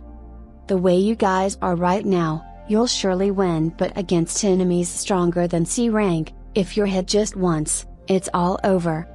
Better give yourself some leeway, especially if you're going with just the two of you. As she said, it was scary to be ambushed. Although we might be able to defeat them, hunting wherein we could die from a single blow was nothing but suicidal. We'll do just that. Tenko, until we've hit level 10, we're going to fight the monsters that come from the maelstrom every day. Boo. I wanna get stronger quickly. She puffed her face as though she was dissatisfied. Upon smiling wryly, I used creation to produce a caramel, and threw it into her mouth. For a moment, she was surprised, but she immediately broke into a smile, held her cheeks, and chewed on the caramel. She looked like she had already forgotten about her dissatisfaction earlier and instead, had become fully engrossed with the caramel. Your creation, metal alone was astonishing, but now, you can even make weapons. It's a useful ability to bolster not just your own fighting strength but also your monsters. You really are fit to be a demon lord. I think so, too. By the way, how about you? What's your ability? You know mine, so is it alright if I know yours? Marcho heard my question and pondered for a while. And after that while passed, she spoke. My ability is White Wolf Transformation. It's exceedingly simple, it raises my constitution as well as my recovery rate. Just that. It's precisely because it's simple that it is a good ability. Well, yeah, I guess. It's thanks to this ability that I have never been defeated, neither against any human nor any demon lord. I listened to her words about demon lords and I slightly readied myself. Although I had expected it, it looked like demon lords really did fight with their fellow demon lords sometimes. The Crimson Cavern, though, if you can muster up a sizable fighting force, then it may be a good idea to conquer the dungeon and break the crystal. Why would I want to do that? It's like ruining a convenient hunting ground. After all, by defeating monsters, I could level up. And it could also be an indirect supply of DP. It was better to have a dungeon I could use at my will. When one breaks a crystal, you see, it allows them to create the crystal owner's metal. So with that as their objective, some demons lords would break another's crystal. If what you're saying is true, then I'm extremely at risk. It seems like I'll be targeted instantly. That's why you should keep your creation a firm secret. I nodded my head. Although I would still live after my crystal was broken, my powers as a demon lord wouldn't be as fortunate. Besides, Odo-san, that was sweet and delicious. May I have another? Yes, of course. Here. Thanks. I love you, Odo-san. When a crystal was broken, all the monsters it had created would vanish. I didn't want to part ways with this girl. I understand. For the moment, I'll try to sincerely think about conquering Crimson Cavern. But I've been wondering, how has the Crimson Cavern remained intact until now? Isn't it strange that it hasn't been destroyed by humans and other demon lords? Marcho smiled. She looked towards the sky as if she was remembering something. Once upon a time, monsters had guarded the demon lordless Crimson Cavern. But at present, the aides of various demon lords guarding the place have either abandoned, been killed or just simply died. And so, after they were gone, I was the one to guard it. In order to protect the crystal, I've deployed some of my A-rank monsters. To other demon lords, I use that place to farm and increase my levels, but if ever they make a move on it, I threaten them with war. Having a hunting ground you can use at any time is important after all. No one really likes the idea of letting their own monsters prey on one another. Officially, sure, I protect it for a place to let my darling monsters increase their levels. But that's only half of the reason why I do it. The other is because of sentiment. The demon lord of that place and I were on good terms. I just couldn't let the proof that an important friend of mine lived vanish. That's how things are supposed to be, but for some reason, I don't seem mind if you are the one to break that crystal. You're a good person, aren't you? How so? Well, anyway, you should get some sleep. For some reason, only sleep is a must for demon lords and monsters. Together with Danko, when you guys have become level 10, contact me via Succubus, okay? It's so that I can bring you to the Crimson Cavern.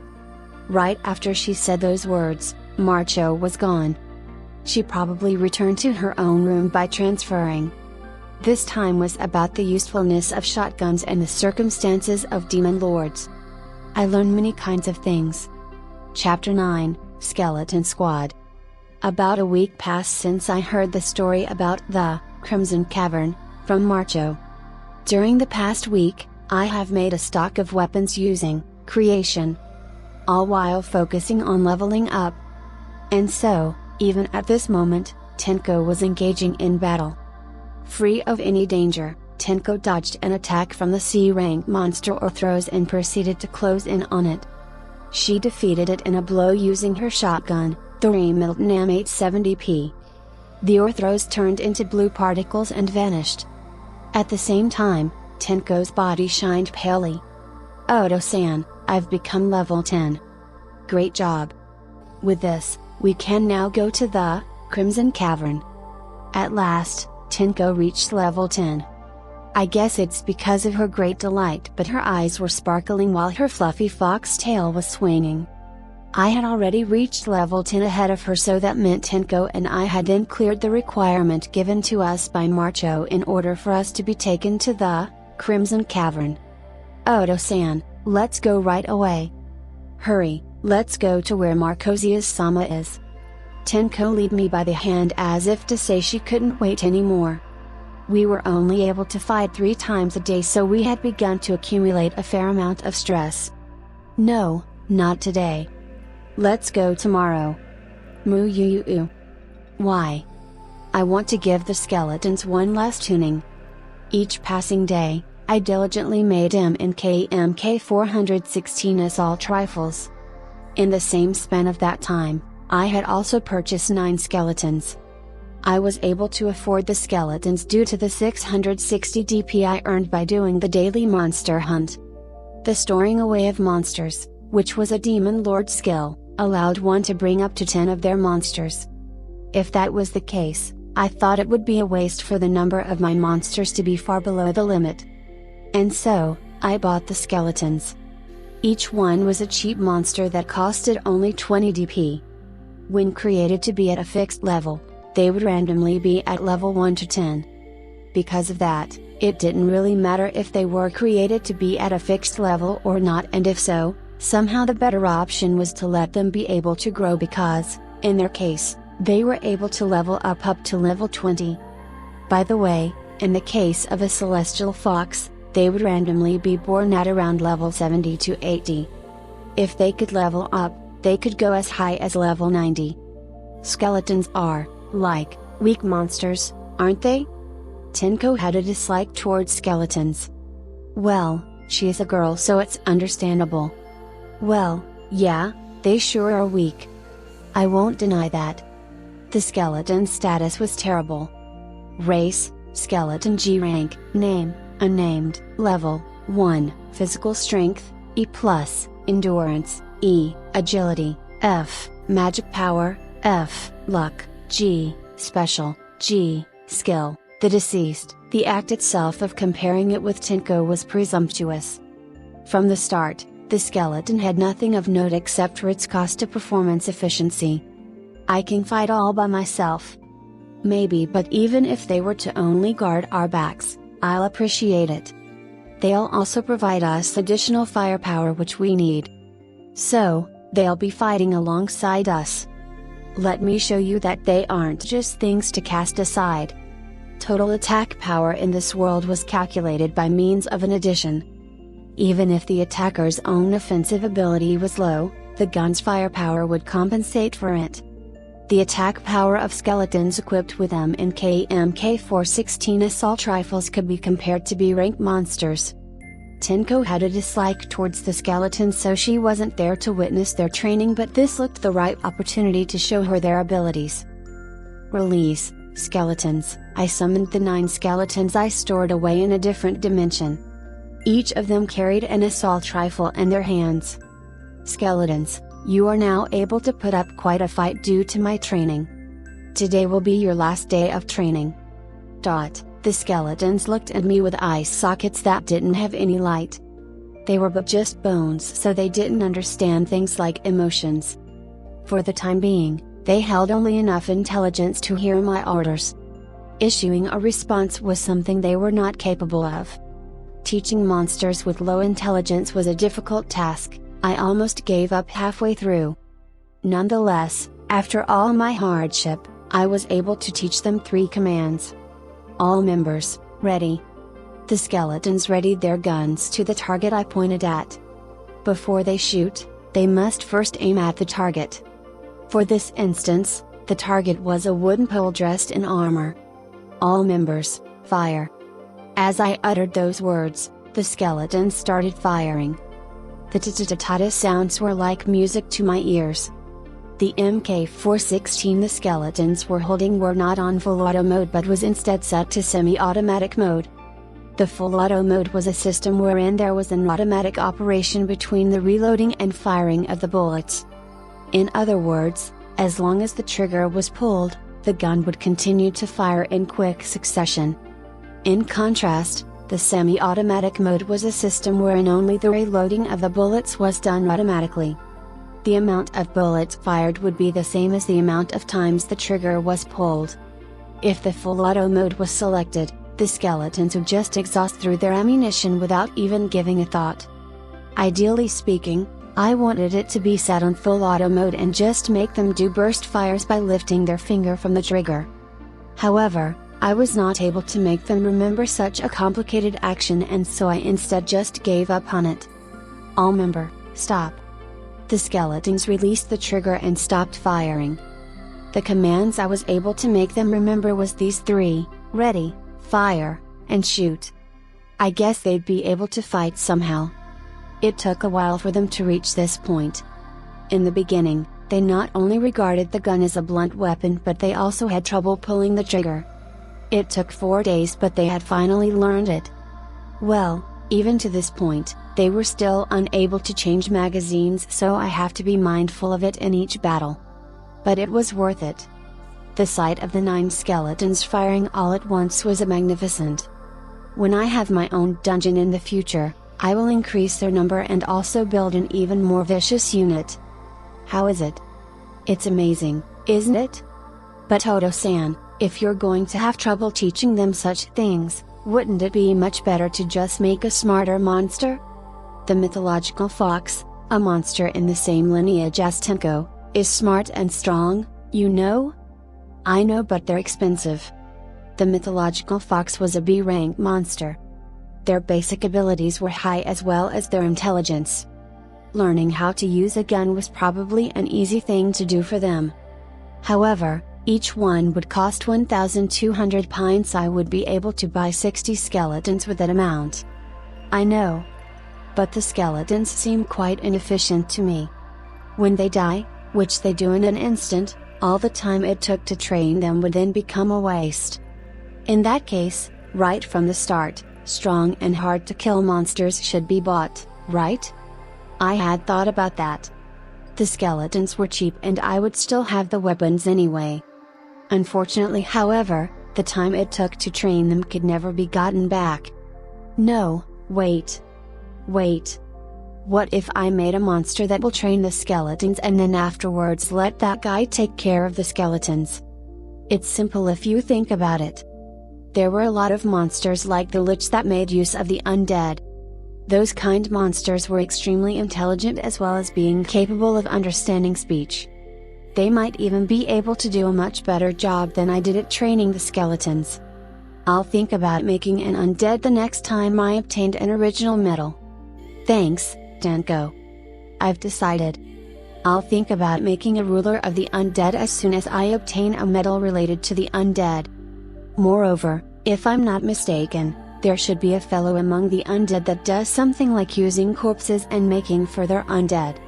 If it used the corpses of powerful humans and monsters, then it was able to create powerful monsters at no cost. My dream just kept on getting bigger. Tenko doesn't like the undead, but for Oto-san, Tenko will endure. You're admirable, Danko. Yay! And so, the training of the skeletons ended. Afterwards, we reported to Marcho that we have already reached level 10.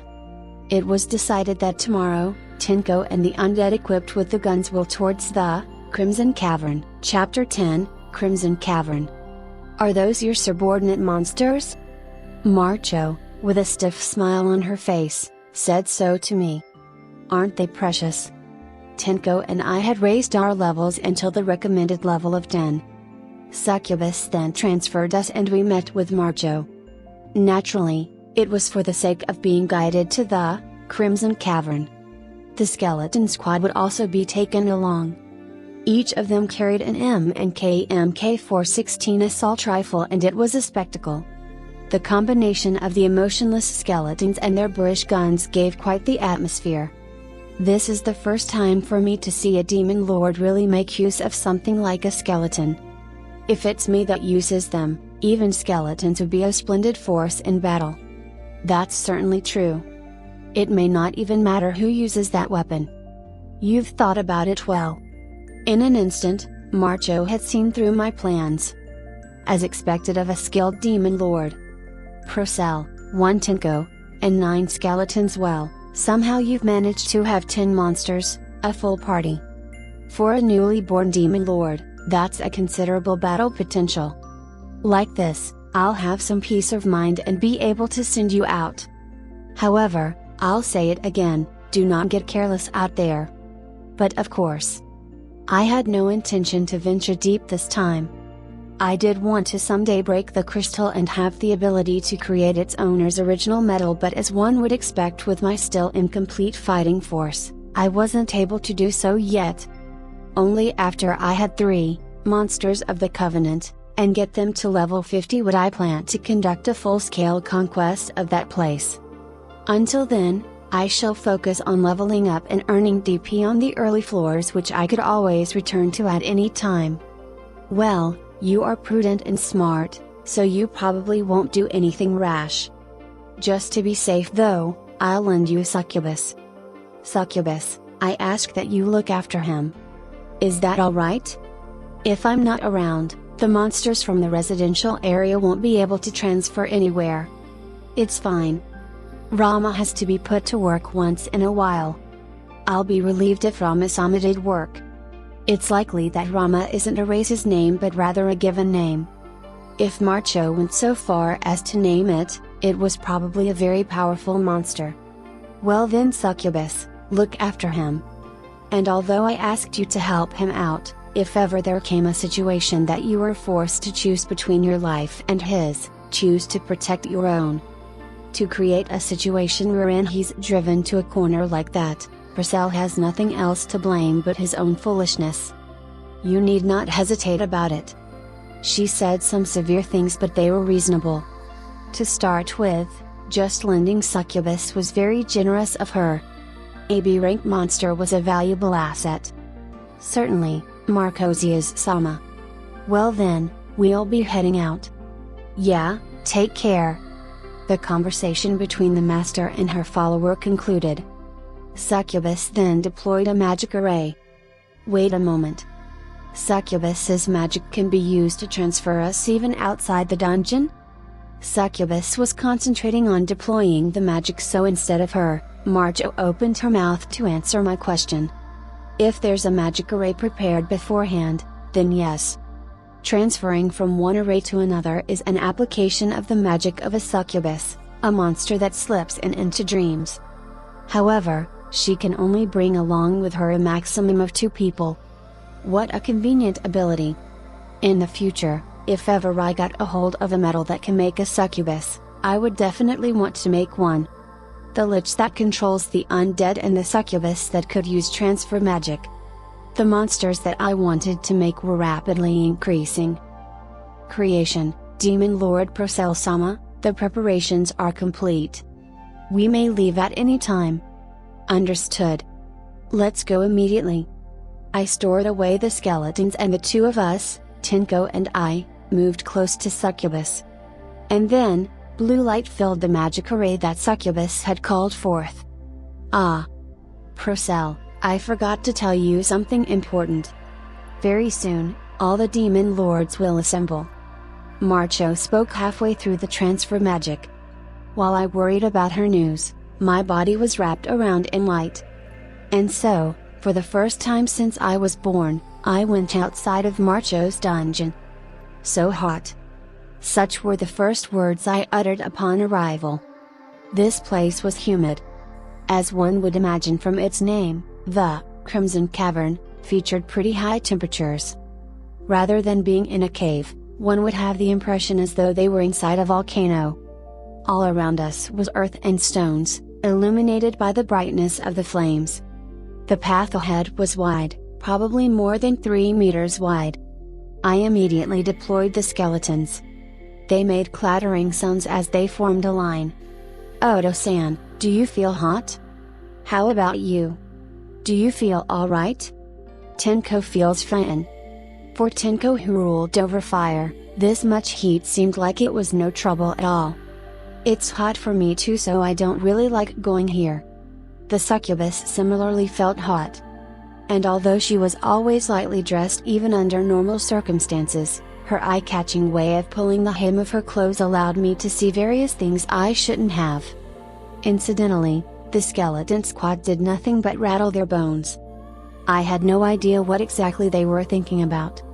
If you both feel hot, then Tenko will cool it down. Just as she said, the temperature of our surrounding dropped. Is this Tenko's magic? It is. Does Odo-san feel better? Yeah.